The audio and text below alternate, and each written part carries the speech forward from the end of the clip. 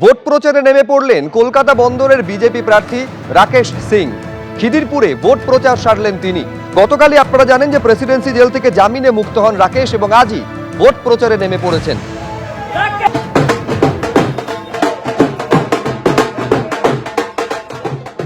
রাকেশ সিংকে কি কারণে জেলে পাঠানো হয়েছিল? কি কারণে রাকেশ সিংকে জেলে পাঠানো হয়েছিল?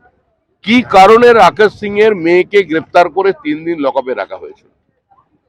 কি কারণে রাকেশ সিং এর পারিবারিক মন্দিরকে দখল করানো হয়েছিল? এগুলো স্থানীয় মানুষ জানেন। আপনি কি কাজ করে জেলে গেলেন? খুন করে জেলে গেলেন, না একটা রাজনৈতিক প্রতিবাদ করে জেলে গেলেন? আর আপনার বিরুদ্ধে কি কি মামলা ফ্রেম করা হলো সামনের সপ্তাহে দেখতে পাবেন। আমরা আশাবাদী সদর্থক একটা পদক্ষেপ নিতে চলেছেন মহামান্য আদালত।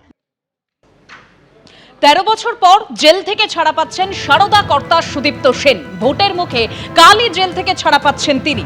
সুদীপ্ত সেনের জামিনের আবেদনে সাড়া দিয়েছে কলকাতা হাইকোর্ট। জামিনের নির্দেশ বিচারপতি রাজস্বী ভরদ্বাজের ডিভিশন বেঞ্চের।